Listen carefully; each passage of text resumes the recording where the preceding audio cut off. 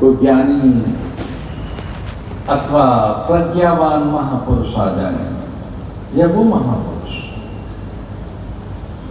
जो आत्मोपलब्ध है, ईश्वरोपलब्ध है, या वो जो उनमें रमे हुए हैं, वही सबसे बड़ी घटना होती है जीवन की।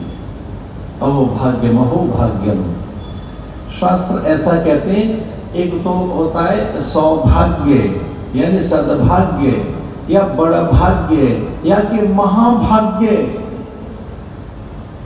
पर इससे भी बड़ा कोई महाभाग्य हो सकता है, परम भाग्य, परम सौभाग्य या बड़ा भाग्य, तो वो ये कि बिना बताए संत आपके द्वार पर आ जाए, बिना बताए।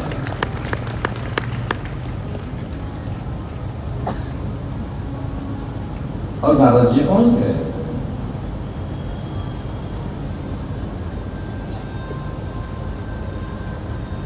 अव्याहत गति नारद के, बिना बताए नारद जी चले गए। ये दो तीन चीजें बिना ही बताए आती। एक तो बड़ा कोई संकट आए, विपत्ति आए तो बता कर नहीं आती, उलझने आए तो बता कर कहां आते, कष्ट आए तो कहां बताते हैं कि अब बस आने वाले हैं, व्यथाएं आए तो कहां बताती है। सच मानिए, अगर जीवन में महापुरुष का आगमन हो गया तो इसका अर्थ है कि व्यथाओं का जाना तय है।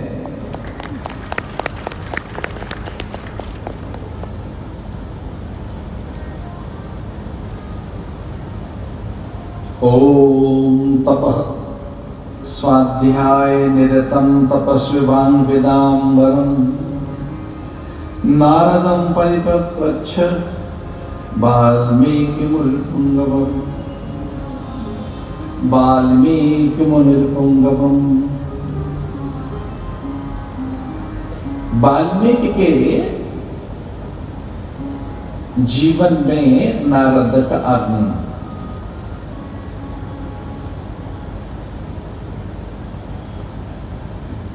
नारद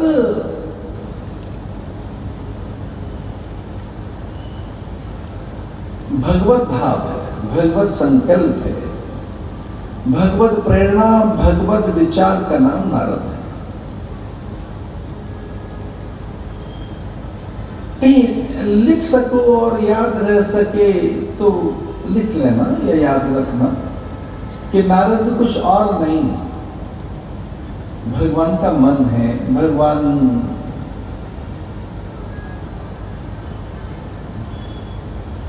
की मानस चेतना है।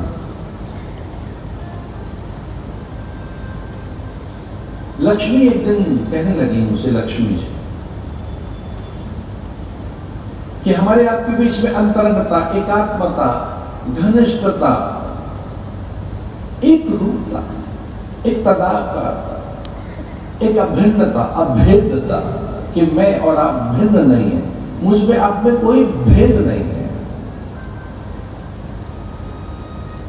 लक्ष्मी जी कहने लगी कि मुझ में आप में तो कोई भेद कभी है ही नहीं, आपने कभी कोई भेद रखा नहीं, ऐसा कुछ है नहीं कि मेरे और आपके बीच में कोई भेद हो, भिन्नता हो, विलक्षणता हो, कुछ दूरी हो।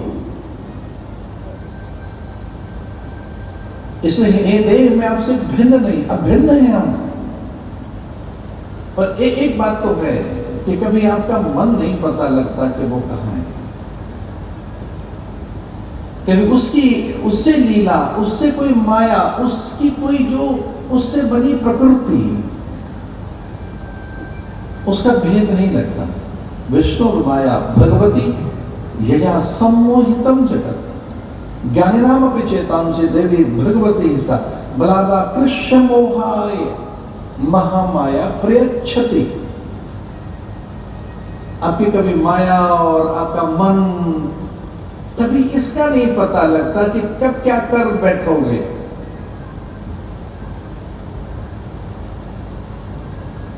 प्रकृति मायाम विजानयाम, महापुरुष ऐसा कहते हैं कि ये प्रकृति कुछ और नहीं, माया ही है। माया और प्रकृति में कोई भेद नहीं है। तो लक्ष्मी कहने लगी कि कभी कभी ऐसा रहता है कि हम आपके मन को नहीं पढ़ पाते, बाकी सब भेद आपके मिल गए, और फिर बड़ा कष्ट होता है कि आपके मन में कोई भेद है, उसका तो पता ही नहीं। ये मन है क्या? भगवान बड़े प्रसन्न हुए और उन्होंने कहा कि एक ही भेद रखा था हमने, और वो ब्याज खोल देते। ऐसी कोई व्याकुलता है तो बता देते हमारा मन है क्या।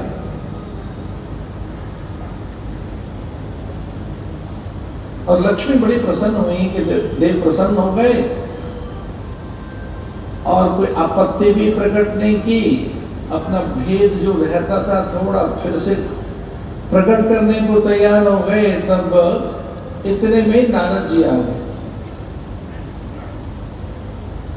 और जब नारद जी आए तो लक्ष्मी थोड़ी असहज हुई, क्योंकि भगवान उनके आओ भगत में आदर, आओ मुनि बैठो, स्नेह करने लगे, जैसा कि भगवान का स्वभाव है, करुणा का, स्नेहम, प्रीत,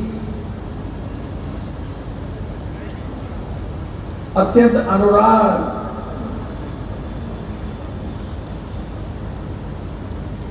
कुछ पल में ही फिर धीरे से संकेत किया भगवान को कि हे देव, आप मुझे बता रहे थे अपना भेद, आपका मन कहाँ है। तब भगवान ने कहा कि देखो मेरा मन कहाँ है, और उन्होंने अपना मन को साकार किया। भगवान अपने मन को प्रकट किया, कहा कि देखो ये मेरा मन है, ये मेरा भेद है, जो मैं कुछ छुपा के रखता हूं वो ये है। और जब ऐसे देखा तो उसमें नारद दिखाई दिए, और कहा भगवान ने कुछ और नहीं, नारद ही मेरा मन है, मेरे मन की साकारता नारद है। जो नारद है ना मेरा मन, कुछ हम नारद का कोई चरित्र, स्वभाव, नारद की क्रियाएं, नारद के विचार, नारद की प्रेरणाएं, नारद का भ्रमण, नारद की वार्ताएं, ये मेरी हैं। तो जब मेरा मन वार्ता का होता है, भ्रमण का होता है, विचार देने का, प्रेरणाएं देने का, कथा सुनने का, कथा सुनाने का, नियम व्रत और बताने का, भक्तों के बीच में पहुंचने का, तो मैंने ढंग निकाला है। मैंने अपने मन को एक रूप दिया है, उसमें वीणा है, सुंदर पीतांबर है, अम्लान पुष्पों की मालाएं हैं, और उसका नाम है नारद। ये याद रखें, नारद कौन है? भगवान का मन है। एक और बात कहनी थी, नारद आचार्यों के प्रतिनिधि हैं, वो संतों के प्रतिनिधि हैं। तो मैं बहुत विनय पूर्वक एक और भी बात कहना चाह रहा था कि अचानक आपके युग में संत आए तो समझना भगवान का मन आपके बीच में आया है। वो कुछ कहना चाहते हैं आपसे, संवाद करना चाहते हैं आपसे।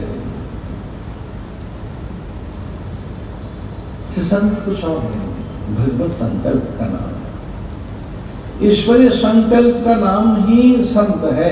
संत ईश्वरीय छया, संत कुछ और होते ही नहीं। भगवान की का विधान उनमें ध्वनित होता है। तो ऐसे नारद वाल्मीकि के आश्रम में पहुंचे। ओम, मिलकर बोलिए मेरे साथ, ओम। नाभि से उठना चाहिए, ओम। यद्यपि योगी तो मूलाधार से उठाते हैं ओम को, ओम। पहला अक्षर वाल्मीकि रामायण का ओम से आरंभ होता है, यद्यपि मंगलाचरण नहीं। ओंकार बिंदु संयुक्तम नित्यं ध्यायन्ति योगिनः कामदं मोक्षदं चैव ओंकाराय नमो नमः।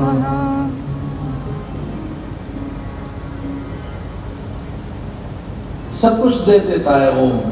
ओंकार बिंदु संयुक्तम, कोई पूछे योगी क्या जपते हैं? ओम ओंकार बिंदु संयुक्तम, ओम तपः स्वाध्याय निरतम तपस्विवां वेदांबरम नारदं परिपप्रच्छ वाल्मीकि मुनिपुंगवम्। एकदम देखते ही नारद को वाल्मीकि पूछने लगे कि कौन है जो श्रेष्ठ है, कौन है जो पवित्र है?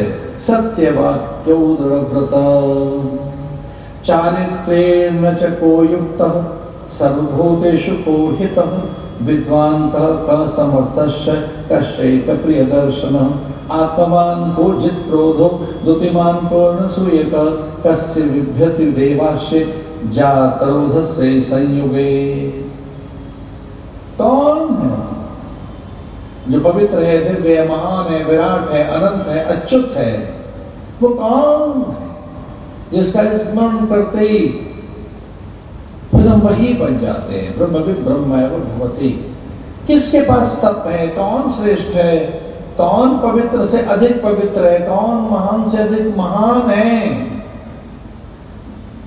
विद्वान का समर्थस्य, कौन समर्थ है? किससे पूछ रहे हैं? तप और स्वाध्याय में निरत नारद से वाल्मीकि जी पूछ रहे। तो याद रखना, ओम तो चलो एक परम सत्ता का प्रतीक है, पर वाल्मीकि रामायण में जो पहला शब्द आया है वह है तपः। तपः गायत्री का जो पहला अक्षर है वो भी त से ही आरंभ होता है, व्याहृतियों से विलग। व्याहृतियां मंत्र नहीं है, मंत्र 24 अक्षर का है गायत्री का। तत्सवितुर्वरेण्यं भर्गो देवस्य इत्यादि। तत्सवितुर्वरेण्यं यहां से आरंभ होते हुए अंत में आता है धियो न प्रचोदयात्। कथा में चले थोड़ी आपको हल्की सी जानकारियां तो दे कि किसकी कथा सुन रहे हैं। वाल्मीकि रामायण ता से आरंभ होती है और ता पर ही इसका विराम होता है, पूर्ण होती है। गायत्री अक्षर भी ता से आरंभ होता है और ता पर ही वो सिमटता है अथवा संपन्न होता है। हर किसी को वेद का अधिकार नहीं है। 4 वेद हैं, उन चारों वेदों का कोई सार है तो वो गायत्री है। ऋग्वेद, यजुर्वेद, सामवेद और अथर्ववेद, इन चारों वेदों का सार है गायत्री। और गायत्री में 24 अक्षर और इसमें 24,000 श्लोक हैं रामायण। इसमें भी 7 कांड हैं और रामचरितमानस में भी 7 कांड हैं, पर इसमें 24,000 श्लोक हैं और प्रत्येक 1000वां श्लोक गायत्री के अक्षर से आरंभ होता है। तो ऐसा कहा जा सकता है ये ब्रह्म गायत्री है और कुछ नहीं। तेने ब्रह्म हृदय आदि कवये मुह्यन्त यत सूरयः। तेने ब्रह्म हृदय आदि कवये, ये क्या है? आदि कवि का काव्य है। 24,000 श्लोक गायत्री से आरंभ होते हैं। थोड़े इसको रस लाते हैं इस कथा में, ये कहकर कि ये हो क्या रहा है। ये तपः स्वाध्याय निरतम, ये है क्या? और इसका भेद खोलते हैं। ब्रह्मा के कानों में पहले वो नहीं पड़ा। ब्रह्मा ने जो सबसे पहले कान में जो सुना वो था तप। तप